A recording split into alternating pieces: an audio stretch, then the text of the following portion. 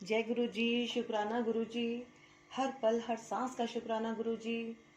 गुरुर् ब्रह्मा गुरुर्विष्णु गुरुर्देवो महेश्वरा गुरु साक्षात परब्रह्म तस्मै श्री गुरुवे नमः। जय गुरु जी और सारी संगत को भी मेरा प्यार भरा जय गुरु जी। संगत जी, आज हम आ गए हैं पार्ट 53 पर और इसमें जो सत्संग हम शेयर करने जा रहे हैं वो है श्रीमती सुखी चंडीगढ़। तो स्टार्ट करने से पहले मैं आपसे निवेदन कर लेती हूँ कि जो भी संगत नहीं है, इस चैनल पर पहली बार आई है, तो गुरुजी ब्लेसिंग कल्याण गीता चैनल को आप जरूर सब्सक्राइब कर लीजिए और इस परिवार के सदस्य बन जाइए, है ना। और अगर आप इसको ऑलरेडी सब्सक्राइब कर चुके हैं तो आपका बहुत बहुत धन्यवाद। वीडियो को पूरा वॉच करना है और गुरुजी की ब्लेसिंग आपको लगातार प्राप्त होती रहे, इसके लिए मैं ईश्वर से हमेशा अरदास करती हूँ, है ना। तो वीडियो को लाइक कीजिएगा और अच्छी तरह से शेयर करना मत भूलिएगा। अच्छी तरह से मतलब ज़्यादा से ज़्यादा शेयर कीजिएगा, है ना। तो स्टार्ट कर लेते हैं संगत जी, लेते हैं गुरुजी से आज्ञा। ओम नमः शिवाय शिवजी सदा साय। ओम नमः शिवाय गुरुजी सदा साय। ओम नमः शिवाय शिवजी सदा साय। ओम नमः शिवाय गुरुजी सदा साय। ओम नमः शिवाय शिवजी सदा साय। ओम नमः शिवाय गुरुजी सदा सहाय। गुरुजी ने मेरा भाग्य पुनः लिखा, हो जाए यदि पृथ्वी कागज और सब वृक्ष मेरी लेखनी, सात सागर हो स्याही लिख नहीं पाऊं फिर भी गुरुजी स्तुति आपकी। मैं गुरुजी से 1995 में जलंधर में मिली। संगरूर निवासी सरदार सुदर्शन सिंह ने मुझे अपना आदर प्रकट करने के लिए गुरुजी के पास भेजा था। उन्होंने कहा था कि गुरुजी इस पृथ्वी पर एकमात्र गुरु हैं जो नियति को बदलकर उसे पुनः लिख सकते हैं। मुझे उनका अर्थ समझ नहीं आया था। जिस दिन मैं गुरुजी से मिली, उन्होंने मुझे छावनी तक कार में जाने के लिए कहा, क्योंकि वे दिल्ली से बड़े मंदिर भवन निर्माण के बारे में किसी को फोन करना चाहते थे। उस समय अंधेरा होने लगा था और वे पीछे की सीट से मुझे निर्देश दिए जा रहे थे। वे मुझे एक लेन में चलने के लिए कहते थे और थोड़ी देर बाद बदलने को। ऐसा कुछ बार होने के पश्चात मैं सोच रही थी कि वे ऐसा क्यों करवा रहे हैं। मुझे शीघ्र पता लगने वाला था। उसी समय गुरुजी ने कहा कि कोने से एक काली गाड़ी आएगी और मैं उसे हाथ देकर रोक लूं। गुरुजी के कहने की देर थी कि एक काली फिएट गाड़ी दिखाई दी। उनके दो अनुयायी कर्नल जोशी और उनका बेटा नितिन कार में थे। वह हमें अपने घर ले गए। मार्ग में नितिन ने बताया कि कुछ देर पूर्व ही उन्हें गुरुजी की उपस्थिति का आभास हुआ था, जब उनके घर में गुरुजी की तीव्र सुगंध आई थी। उसी क्षण उन्होंने गुरुजी के जालंधर वाले मंदिर में जाने का मन बनाया था। वास्तव में वह एक अन्य मार्ग लेते थे, किंतु उस दिन इस मार्ग से जा रहे थे। मुझे तुरंत आभास हुआ कि यह प्रसंग गुरुजी ने अपना परिचय देने के लिए किया था। महापुरुष कितने सर्वज्ञाता और सर्व विद्यमान हैं। जय गुरुजी। लुधियाना जाते हुए नगर ओझल जलंधर में गुरुजी से आज्ञा लेकर हम रात को 2:30 बजे लुधियाना के लिए निकले। कार में मेरे साथ मेरे पिता और मेरी 2 बेटियां थी। लुधियाना का मार्ग बिल्कुल सीधा है और उसमें कोई मोड़ आदि नहीं है। सड़क पर और कोई गाड़ी नहीं थी और हम 90 किलोमीटर की गति से जा रहे थे। पर इस बार कुछ विशेष हुआ। रास्ते में मैंने फगवाड़ा, जो दोनों शहर के मध्य का मुख्य नगर है, पार नहीं किया। घर पहुंचने पर मैं सोच रही थी क्या हुआ होगा, किंतु समझने में असफल रही। रहस्योद्घाटन अगले दिन हुआ, जब मैं जलंधर में गुरुजी से मिली और उन्होंने मुझसे पूछा कि क्या गाड़ी 90 किलोमीटर की रफ्तार से जा रही थी। मैं स्तब्ध थी। उनको कैसे पता? गुरुजी ने बताया कि किसी ने मेरे ऊपर काला जादू किया हुआ था और उन्होंने उसके दुष्फल अपने ऊपर अंतरित कर लिए थे। गुरुजी ने रक्त की उल्टी भी करी थी। उन्होंने अपने टखने पर एक काला चिन्ह भी दिखाया जो कई मास तक बना रहा। उस समय मुझे भाग्य पुण्य लिखने का अर्थ समझ में आया। गुरुजी ने बताया कि मैं अपने कष्टों के शिखर पर थी और यदि वह काला जादू हो जाता तो मैं 45 वर्ष की आयु से अधिक जीवित नहीं रहती।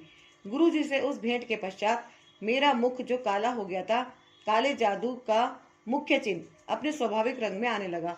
मैंने कोई 14 किलो वजन खोया। आज मेरी आयु 50 वर्ष से ऊपर है और आनंदमय जीवन व्यतीत कर रही हूँ। जय गुरु जी। 100 वर्ष पश्चात मीठा जल।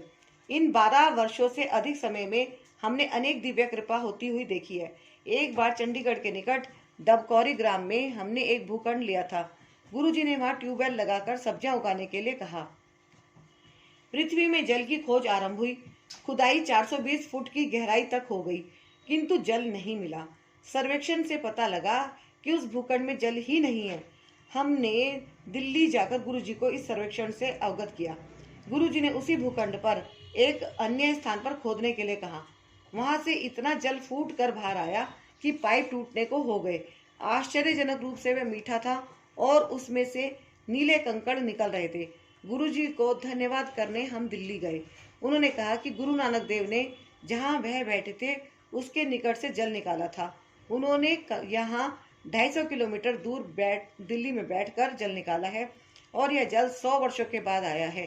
डबकौरी गांव में सब अचंभित थे। गुरुजी ने चेतावनी दी कि यदि उसका जल बेचा तो वह कूप सूख जाएगा। गुरुजी ने दिव्य विभूतियों के दर्शन करवाए। शेखो साहिब अध्यात्म ज्ञान में दक्ष अपने बड़े भाई के साथ गुरुजी के दर्शन करने जलंधर आए। गुरुजी उन्हें अंदर एक कमरे में ले गए। गुरुजी ने एक बिस्तरे को हीरो के जेवरों से भर दिया और उनमें से कोई भी उठाने के लिए कहा। गुरुजी से उन्होंने इन भौतिक वस्तुओं से दूर रखने के लिए निवेदन किया। फिर गुरुजी ने उनसे पूछा कि उन्हें क्या चाहिए।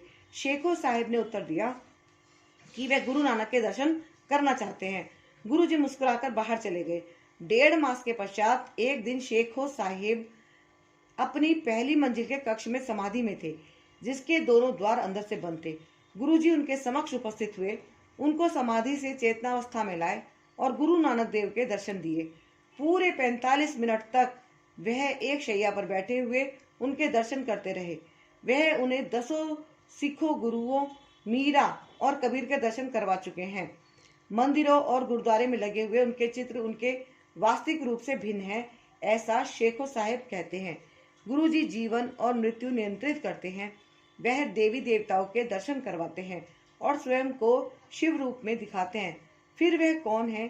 साक्षात परमात्मा। उन्होंने हमारे दुष्कर्मों की कर्मावली को नष्ट करने के लिए जन्म लिया है।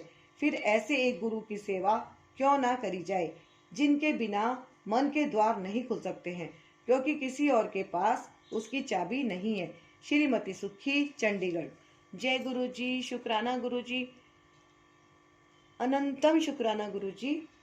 तो संगत जी, ये इनका श्रीमती सुखी चंडीगढ़ से थी, इनका यह सत्संग रहा।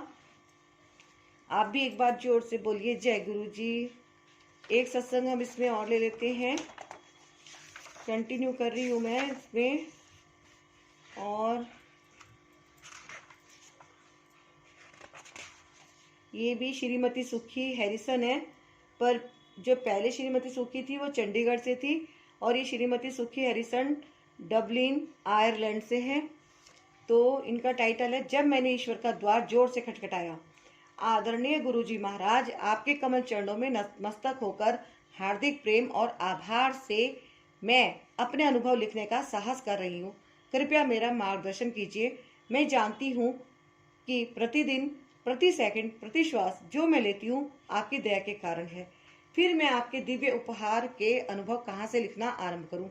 आपके प्रेम पर मैं सहस्त्रों ग्रंथ लिख सकती हूँ। नम्रतापूर्वक मैं अपने अनुभव उनके साथ बांट रही हूँ, जिन्हें आपके द्वार पर पहुंचकर आपकी दिव्य आभा देखने का सौभाग्य प्राप्त हुआ है। गुरुजी महाराज पूरी सृष्टि में है और पूरी सृष्टि उनमें समाई हुई है। इस जगत में उनकी दिव्यता के अतिरिक्त और कुछ नहीं है। वह सर्व विद्यमान है। यह फैलती हुई सृष्टि एक फूलते बुलबुले के समान है जो फूटने को तत्पर है, किंतु जब तक वह हमारे जीवन में है नहीं फूटेगा। हे प्रभु, आप मेरे साथ ऐसा कैसे कर सकते थे? विवाह के कई वर्ष तक डेविड और मेरी संतान नहीं हुई थी। हम अत्यंत निराश थे और स्त्री रोग विशेषज्ञ से उपचार भी करवा चुके थे। फरवरी 1991 में मैं भारत से एक शिशु गोद लेने का विचार कर रही थी। मैंने डबलिन में 48 स्पेंटाइन मार्ग पर स्थित गुरुद्वारा साहिब श्री गुरु नानक दरबार में जाकर प्रभु से बात करने का निश्चय किया। गुरुद्वारे पहुंचकर मैं उनसे वार्ता करने लगी। मैंने उनको कहा कि वह मेरे पिता हैं और मैं उनकी पुत्री। मेरी एक ही समस्या है। मैंने उनसे निवेदन किया कि मेरे लिए ना सही मेरे पति के लिए एक संतान दे दे।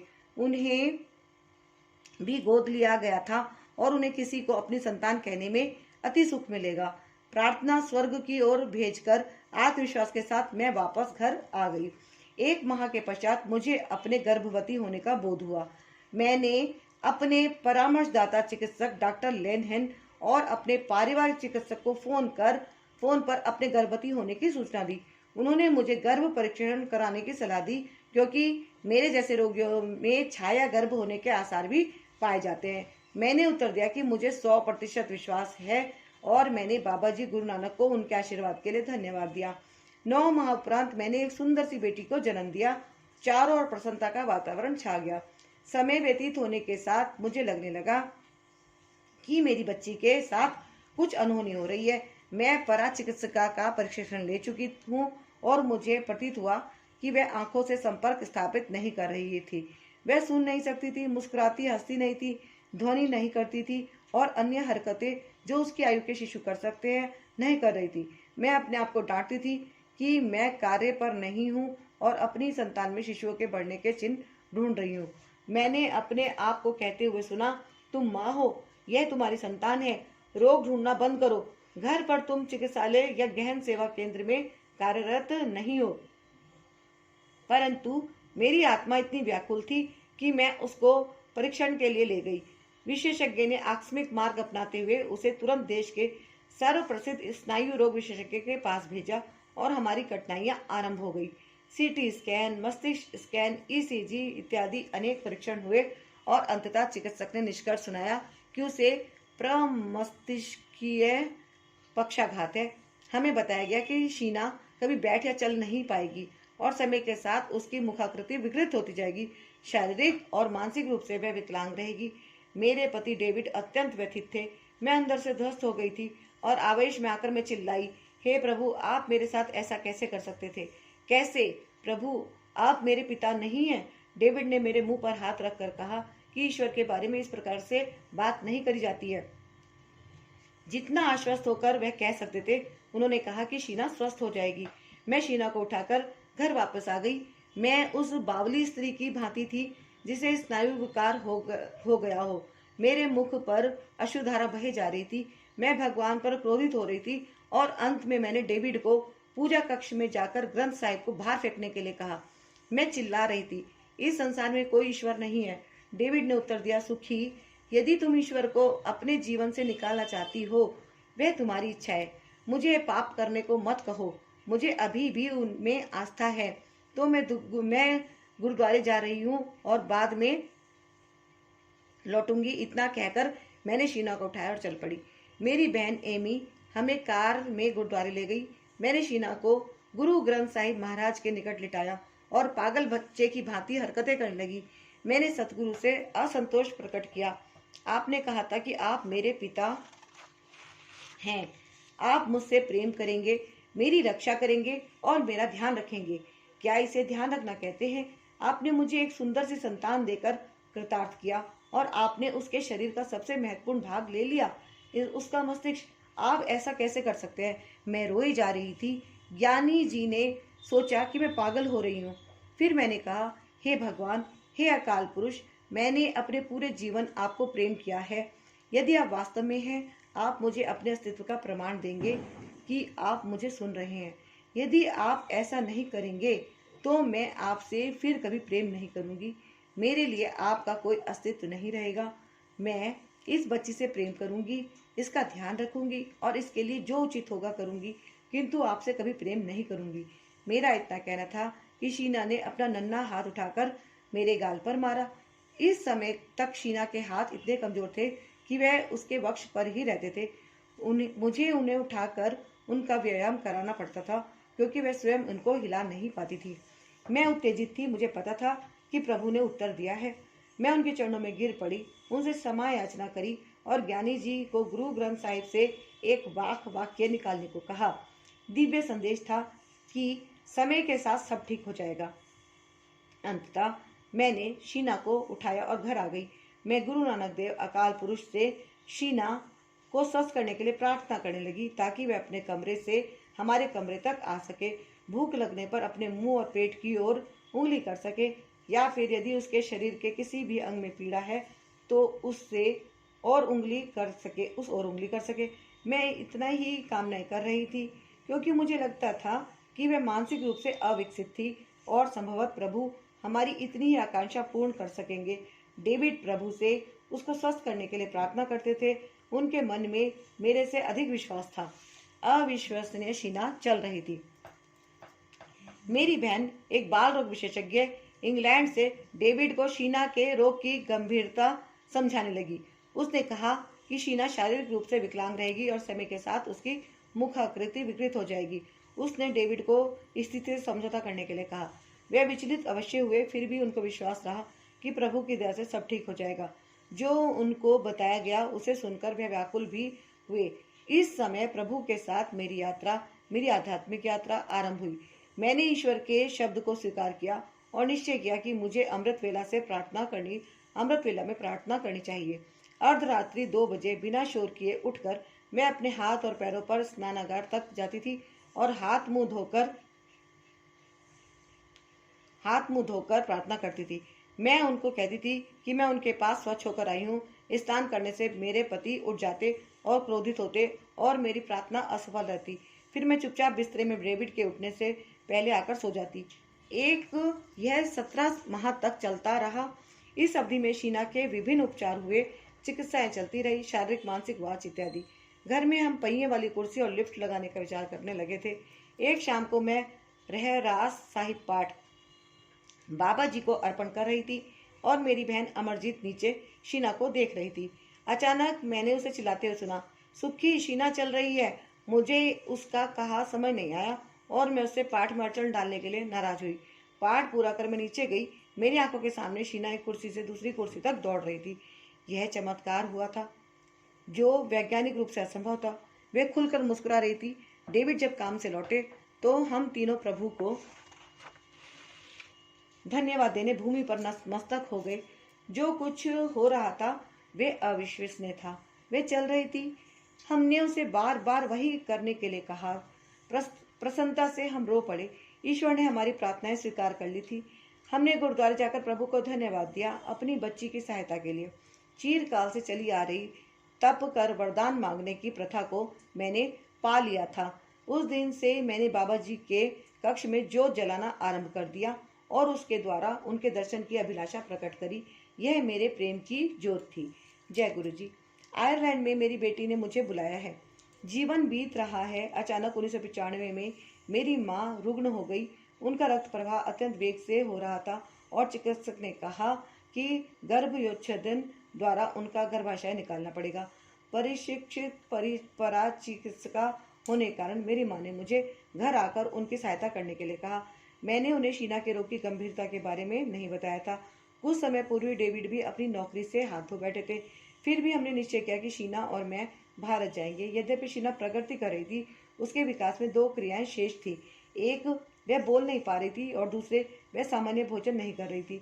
फलस्वरूप उसे विशेष खाद्य पदार्थ देने पड़ते थे। भारत में रहते हुए उसके लिए यह विशेष वस्तुएं आवश्यक थी। इसका अर्थ था यात्रा में अधिक सामान। हम विमान पतन पर अपने अधिकार से अधिक सामान लेकर पहुंचे। विमान कर्मचारी अधिक वजन के लिए पैसे की मांग कर रहे थे। हमारे लिए संभव नहीं था। मैं चिंतित हो गई। मैं अंदर ही अंदर रो रही थी। हे प्रभु, कुछ कीजिए। वहां पर मेरी माँ रोगग्रस्त है और यहाँ पर मेरी बेटी। मेरे पास देने के लिए पैसे नहीं है। मैं क्या करूं? स्पष्ट या उसी समय गुरुजी, जिन्हें मैं इस समय तक जानती नहीं थी, ने चंडीगढ़ में संगत को कहा कि बेटी ने उन्हें आयरलैंड में बुलाया है और उन्हें वहां जाना है। इसी समय कर्मचारी ने मेरी ओर मुड़कर कहा कि मैं आगे जा सकती हूँ। उसने यह भी कहा कि अधिक सामान के लिए कोई अतिरिक्त व्यय नहीं करना है। मैंने अकाल पुरुष को उनकी सहायता के लिए धन्यवाद दिया और इस बारे में और अधिक नहीं सोचा। मेरी छोटी बहन ने मुझे गुरुजी महाराज के दर्शन करने के लिए विनती की थी। मेरी माँ की शल्य क्रिया से पूर्व उनके कमरे में तीव्र सुगंध मिली। शल्य क्रिया में माँ के शरीर से निकला हुआ गर्भाशय श्वेत रंग का हो गया और यह ठीक थी। कैंसर के कोई चिन्ह नहीं थे। उस समय हमने उन घटनाओं के बारे में कुछ नहीं सोचा, किंतु अब पुनरावलोकन करते हुए लगता है कि उस समय हमने उन्हें नहीं पहचाना और उनको अपने हृदय में स्थान नहीं दिया। शीना के पहले शब्द वाहे गुरु। एक दिन माँ की शल्य क्रिया के बाद मैं चंडीगढ़ के सेक्टर 35 में अपने भाई के घर बैठी हुई थी, जब मैंने कुछ लोगों को गुरु जी के बारे में बातें करते हुए सुना। उनमें मेरी भाभी के भाई गिक्की भी थे, जो गुरु जी के भक्त हैं। मुझे प्रतीत हुआ कि कोई मुझे बुला रहा है। मैंने पूछा, क्या मैं गुरु जी से मिल सकती हूँ? मेरे परिवार वाले चकित रह गए, क्योंकि मैं कभी किसी पंडित, पुजारी, संत और धार्मिक लोगों के पास नहीं जाती थी। मैं गुरु नानक के उपदेशों का अनुसरण करती थी और उन्होंने ऐसे लोगों के पास जाने को मना किया था। उन्होंने कहा, सुखी, हमने कभी तुमसे इस बारे में पूछा नहीं था, क्योंकि तुम उनमें विश्वास नहीं करती हो। उस शाम जब मैं गुरु जी के पास गई और कार से उतर रही थी, तो गुरु जी ने संगत को बताया, बेटी आई है। उनके मंदिर में प्रवेश करके मैंने उनके कमल चरणों को स्पर्श किया। उन्होंने मुझे दिव्य प्रसाद दिया और बैठने के लिए कहा। वह उठकर मेरे पास आकर बैठ गए और उन्होंने मेरे रोगों, मेरी शल्य क्रियाओं, आयरलैंड में मेरे घर, उसकी सजावट, प्रत्येक कमरे की वस्तुएं, खिलौने, भोजन करने के बर्तन आदि अनेक वस्तुओं के बारे में विस्तार से बताना आरंभ कर दिया। मैं स्तब्ध थी। मेरे गुरुजी ने कहा कि वह वही है, अपने रंग रूप में एक जमा एक दो ही होते हैं, तीन नहीं। उन्हें बहुत कुछ दिखाना और सिद्ध करना शेष है।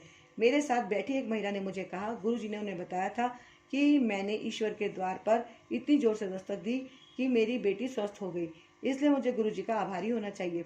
स्तब्ध होने के साथ मैं विस्मय भी थी। यह तो ईश्वर और मेरी आपस की बात थी, गुरुजी को इस बारे में कैसे पता? मैंने उनकी ओर देखा। पहले मैंने प्रश्न किया कि क्या यह वास्तव में हो रहा है, और फूट फूट कर रोने लगी। किसी भी व्यक्ति या दिव्य पुरुष के लिए मेरे और परमात्मा के साथ आपस में हुई बातों का पता नहीं लग सकता था। यानी मैं अमृत वेला में उठकर अपनी बेटी के स्वास्थ्य के लिए प्रार्थना करती थी। मैंने मन ही मन गुरुजी से प्रश्न किया, आप कौन है? क्या आप वही हैं जो मैं सोच रही हूँ? एक आध्यात्मिक चौंधियाने वाली आभा ने मुझे और पूरे कमरे को घेर लिया। मैं उनके चरणों में गिर पड़ी और बार बार कहने लगी, क्या वही है जो मेरे मन में है? और फिर मैंने कहा, हे सर्व विद्वान प्रभु, मेरी बेटी को ठीक करने के लिए आपका हार्दिक धन्यवाद। उसकी मुस्कुराहट कितनी सुंदर थी। उस मुस्कुराहट से ईश्वर से संबंध स्थापित हो गया था। उनकी आंखें बाह्य संसार से नाम मात्र के संबंध का संकेत देती हुई आधी खुली हुई थी और अपने अंतर ज्ञान से संबंध स्थापित करती हुई आधी बंद थी। फिर मैंने क्षमा मांगी और पूरी संगत को देखने के लिए पीछे जाकर बैठ गई। मैंने अपने आसपास बैठे हुए लोगों से गुरु जी के बारे में अपने निजी अनुभव कहने के लिए विनती करी। जो कुछ मैंने सुना, यह बिल्कुल मेरे नाना जी और पवित्र पुस्तकों और गुरु ग्रंथ साहिब की सीख के अनुरूप था। मेरे राय में गुरु जी गुरु नानक समान है। जैसे ही मैंने सोचा, गुरु जी ने मुझे आगे बुलाया और कहा कि सुखी, तुम्हें आने वाली बैसाखी सदा याद रहेगी। मेरे लिए बैसाखी का अर्थ केवल फसल काटने का समय था। गुरु जी के चारों ओर मुझे गुलाब और लेवेंडर पुष्पों की सुगंध आ रही थी। लोगों ने मुझे गुरु जी के पैर और हाथ छूने के लिए कहा। वह उसी सुगंध से भरे हुए थे। उनके चरणों को छूते ही मेरे हाथ उस सुगंध से भर गए। मैं अचंभित रह गई। गुरु जी ने मेरी ओर मुड़ कर कहा, बेटी, ए अमृत है। उसी समय वह मेरे आसपास उपस्थित लोगों का उपचार कर रहे थे और जैसे ही कोई रोग निर्वृत्त होता था, वह मुस्कुराते थे। रात्रि के अंत में मैंने अपना सिर उनके कमल चरणों में रख दिया। जब सिर उठाकर मैंने उनकी आंखों में देखा, तो उनके चक्षुओं से दो किरणें निकलकर मेरी ओर आई। उनमें सितारे भरे हुए थे। मुझे आभास हुआ कि वह कौन है। बचपन से मुझे सदा लगता था कि प्रभु मेरे पास किरणों के मार्ग से आएंगे और वह सितारों से भरी होगी। घर चलते हुए गुरुजी ने मुझे अगले दिन शीना को लाने के लिए कहा। मैंने उत्तर दिया कि यह कठिन होगा, क्योंकि वह कुछ नहीं खाएगी।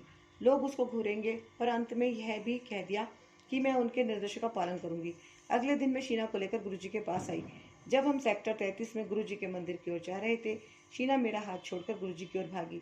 वह उनके कमल चरणों में नतमस्तक हुई और बोली, वाहे गुरु।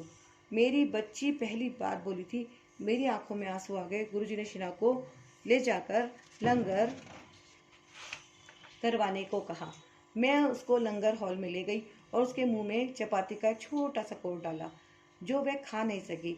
जब हम गुरुजी के पास वापस आए तो उन्होंने पूछा कि क्या उसने कुछ खाया है। मैंने मना किया। वह बोले कि मैंने उसके मुंह में एक छोटा सा टुकड़ा ही डाला था। उस दिन से मेरी बेटी को कोई समस्या नहीं है। प्रभु के द्वार पर सब मिल गया था। जय गुरु जी। अकल्पनीय वैसाखी। प्रातःकाल गुरु जी सूखना झील के किनारे भ्रमण करने जाते थे। कार में से उनके पैर निकलते ही दूर दूर तक, जहाँ तक दृष्टि जाती थी, मोर जोर जोर से गाने लगते थे। गुरु जी झील के किनारे चलते थे, किंतु उनके आगे बढ़ते हुए पैर भूमि को नहीं छूते थे। बैसाखी के दिन गुरुजी संगत के कुछ सदस्यों के साथ मुझे भी गुरु सवारी बनाकर ले गए। अचानक वातावरण परिवर्तित हो गया। गुरुजी ने मुझे कहा, सुखी देख कौन आए हैं, सुखी देख कौन आए हैं। कार के शीशे से मैंने गुरु नानक देव जी और शिव जी को देखा। मैंने फिर देखा और अपने आप को चुटकी मारी, यह देखने के लिए कि गुरुजी ने मेरे ऊपर कोई जादू तो नहीं किया था। मुझे पता नहीं कि मैंने उस दिन गुरुजी के साथ क्या देखा। मैं गुरु नानक को दर्शन देने के लिए धन्यवाद करती हूँ, और उससे भी अधिक मेरी बच्ची को नवजीवन देने के लिए। मैंने ये स्वप्न में भी नहीं सोचा था कि मेरी प्रेम जोत से इस जन्म में मुझे बाबा जी के दर्शन हो जाएंगे। प्रसन्नता और प्रेम से पागल होकर मैं सबको गुरु जी के बारे में बताना चाहती थी, और अभी भी वही कर रही थी। मुझे आशा है कि यह पढ़ने वाली भी सोच रहे होंगे यह कौन है। मुझे आशा है कि यह पढ़ने वाले भी सोच रहे होंगे यह कौन है, ये कौन है, गुरु जी कौन है। वह ईश्वर है और हमारी रक्षा करने आए हैं। उस दिन शाम को बैसाखी का समारोह था। कुछ अनुयायियों से गुरुजी ने मेरे बारे में पूछा। मैं घर पर थी।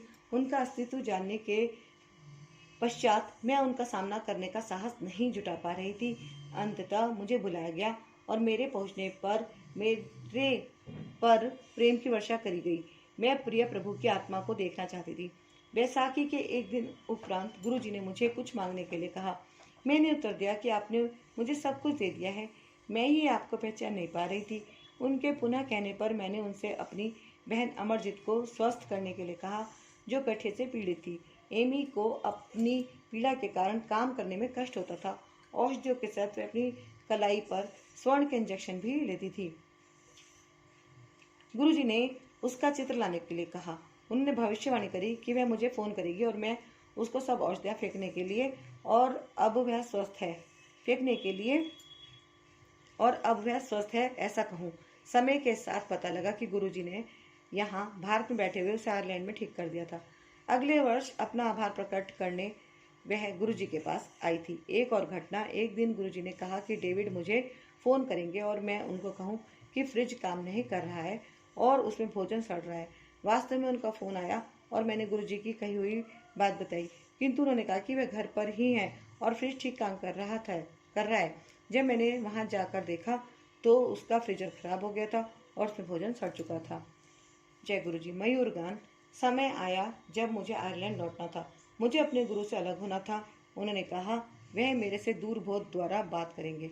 मैं उदास थी क्योंकि मुझे इसका अर्थ समझ नहीं आया था। कालांतर में मुझे आभास हुआ कि वास्तव में दूरबोध से बात करते हैं। मैं उनसे बोलकर बात नहीं कर सकती थी। यदि कोई प्रश्न पूछती तो वह उसका उत्तर देते थे। जिस दिन मुझे चंडीगढ़ से चलना था, हम रात को 2 बजे झील के किनारे घूमने गए। कोई मोर नहीं गा रहा था और हम उस शांति में झील के किनारे चल रहे थे। चलते हुए झील के किनारे सड़क का अंत आ गया तो मैंने गुरुजी से अपने हृदय में प्रश्न किया। मेरे उत्तर का क्या हुआ? अकस्मात एक मोर गाते हुए सुनाई दिया। गुरुजी मुझे देखकर मुस्कुराए। मैं फिर भी नहीं समझी और डबलिन के लिए चल पड़ी। गुरुजी की अत्यंत याद और कमी के साथ अगले दिन प्रातः मैं प्रार्थना करने लगी तो उत्तर मेरे सम्मुख था। खिड़की पर बैठकर एक मोर गा रहा था।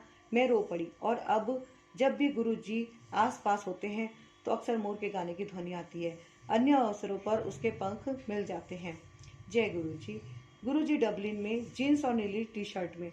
मेरे आयरलैंड लौटने पर एक और अद्भुत अनुभव हुआ। यह मेरे पति से संबंधित है, जो प्रारंभ में गुरुजी पर विश्वास नहीं करते थे, किंतु अंत में उनसे मिलने भारत आए थे। उन्हीं के शब्दों में 1995 हेमंत ऋतु, मैंने एक कंपनी के सूचना प्रौद्योगिकी विभाग में एक नया उपकरण बेचने के लिए काम करना आरंभ किया था। क्योंकि तकनीक नई और महंगी थी, मुझे पता था कि इसको बिकने में समय लग सकता है, किंतु सफलता की आशा अवश्य थी।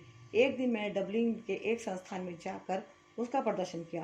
ग्राहक खरीदने को तत्पर था, किंतु अपनी मात्रा नहीं बता रहा था। उसके बाद जब मैं एक पुल के ऊपर से जा रहा था तो तो मैंने गुरुजी को पैदल यात्रियों के पथ पर नीली डेनिम की जींस और नीले रंग के टी शर्ट में देखकर आश्चर्यचकित रह गया। मैं इतना चकित हुआ कि मैंने कार को मोड़कर उनको फिर से देखने का प्रयास किया, जिससे मैं उनको आदर दे सकूं, परंतु वह अंतर्ध्यान हो चुके थे। मैंने घर जाकर सुखी को घटना के बारे में बताया। गुरुजी डबलिन आए थे। इस घटना से मुझे विश्वास हो गया कि मैं एक उपकरण बेच पाऊंगा। कुछ ही सप्ताह में उस ग्राहक ने वह वस्तु खरीद ली। यह कंपनी की पहली बिक्री थी। कई मास के बाद डेविड को वक्ष में पीड़ा और हृदय रोग के संदेह में चिकित्सालय ले जाया गया। ईसीजी से स्पष्ट था कि उन्हें दिल का दौरा पड़ा था। मैं गहन सेवा केंद्र में काम कर चुकी थी। मुझे उनकी इस अवस्था से चिंता थी। मैंने सहायता के लिए गुरुजी को पुकार लगाई और डेविड को गुरुजी द्वारा अभिमंत्रित एक पेंडेंट दिया। डेविड की गंभीर अवस्था देखते हुए सब परीक्षण करने के लिए उन्हें गहन सेवा केंद्र में रखा गया। वहां पर लेटे हुए पहले उन्हें गुरुजी की सुगंध आई और उसके पश्चात नींद आने पर वह सो गए। इस अवधि में मैंने गुरुजी को फोन किया। गुरुजी ने स्वयं फोन उठाया और बोले कि वह पहले ही डेविड के पास हो आए हैं और सब ठीक हो जाएगा, मैं चिंता नहीं करूं। मैं डेविड की शैया के किनारे आ गई। जब वे उठे तो उन्होंने कहा कि उन्हें अच्छा लग रहा है और कोई दर्द नहीं है। सुगंध का वर्णन करते हुए उन्होंने कहा कि उन्हें गुरुजी के आने का आभास हुआ था। अब सब परीक्षण सही आए। उसमें हृदय रोग के कोई चिन्ह नहीं थे। ईसीजी भी सामान्य था और उन्हें घर भेज दिया गया। उन्हें स्ट्रेस ईसीजी के लिए कहा गया, वह भी सामान्य आया। चिकित्सकों ने कहा कि उनका हृदय उनसे बहुत कम आयु के व्यक्ति सा था। मैं भाव विभोर हो गई। अभी भी मैं गुरुजी के बारे में जान रही थी। हम मनुष्य इतने अस्थिर और निर्बल हैं कि हम शीघ्र ही हार मान लेते हैं। प्रभु के मुख से निकला हुआ प्रत्येक शब्द स्वर्ण समान है और उसे गंभीरता से लेना चाहिए। जय गुरुजी। मेरे प्रभु की उपस्थिति। एक बार गुरुजी की संगत में प्रत्येक भक्त को एक चांदी का सिक्का मिला, जिसके एक ओर बाबा नानक का चित्र था और दूसरी ओर गुरुजी के चरण। जब यह भारत में हुआ, मुझे भी वह सिक्का आयरलैंड में मिला।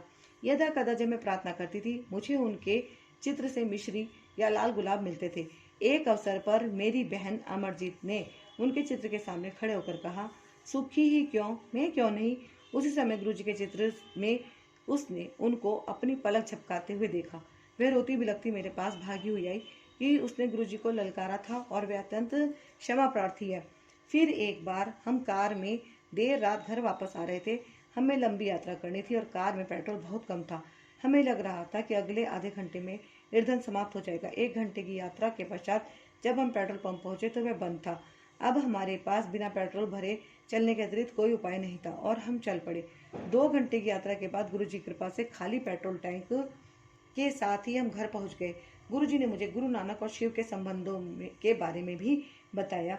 कैसे गुरु नानक शिवरात्रि को शिव मंदिर में जाकर एक शिला पर बैठकर शिव को ही सुना करते थे। प्रभु प्रेम की खोज में मेरा जीवन परिवर्तित हो गया है। उन्होंने सबसे कठिन अवसरों पर मेरी सहायता करी है। उन्होंने मुझे दिव्य जीवन, शक्ति, सुरक्षा, प्रेरणा, जीने की इच्छा और उनके दिव्य रूप को खोजने की लालसा दी है। मैं अच्छा बनने का प्रयास करती हूँ, जिससे मैं उनके चरणों में रह सकूं। मैं हृदय और आत्मा से उनसे प्रार्थना करती हूँ कि वह मुझे अपने कमल चरणों में आश्रय देते रहें और उनकी लंबी आयु की भी विनती करती हूँ, जिससे वह सबकी आत्माओं को शुद्ध करते रहें। वह हमारे रक्षक हैं। हमारे कर्मों में वह हमारी सहायता करते हैं। मेरे जीवन का प्रत्येक क्षण उनके अनुभव से लिप्त रहता है। मैं उनके बारे में और लिखकर अपने अनुभव बांटती रह सकती हूँ। मैं आपसे विनती करती हूँ कि आप स्वावलोकन करें और अपने जीवन में गुरु जी का महत्व जानें। हम सब उनकी छत्रछाया में उनकी कृपा से ही हैं। अपने अनुभव लिखने में किसी भी त्रुटि के लिए मैं उनसे क्षमा मांगती हूँ। उनकी दया की अभिलाषा करते हुए मैं उनके संदेश सब में प्रसारित करती रहूँगी। हे प्रभु, मुझे अपनी संगत में और अपने कमल चरणों में स्थान दे। श्रीमती सुखी, हैरिसन, डबलिन, आयरलैंड। जय गुरु जी। शुक्राना गुरु जी। तो संगत जी, देखा आपने कितने सारे इनके सत्संग रहे हैं, कितने अच्छे अच्छे इनके अनुभव रहे हैं और कैसे इनकी बहन ने उनको गुरु जी को चैलेंज किया और कैसे उनको भी उन्होंने पलक झपकाते हुए स्वरूप में ही देख लिया। मुस्कुराहट तो मैंने भी देखी है, लगातार देखी है, बार बार देखी है। जय गुरु जी, शुक्राना गुरु जी। और संगत जी, तो ये रहा आज का सत्संग, और अब मिलते हैं हम आपसे नेक्स्ट वीडियो में। ले लेते हैं हम गुरु जी से आज्ञा। जय गुरु जी। और जाने से पहले मैं आपसे फिर से एक बार अनुरोध कर लेती हूँ कि गुरु जी ब्लेसिंग कल्याण कित्ता को यदि आपने अभी तक सब्सक्राइब नहीं किया है तो प्लीज़ जल्दी से कर लीजिए। जय गुरु जी। वीडियो को शेयर कीजिए, लाइक कीजिए। जय गुरु जी। कुछ गलती हो गई हो तो क्षमा कीजिए गुरु जी। Okay, bye bye. जय गुरु जी।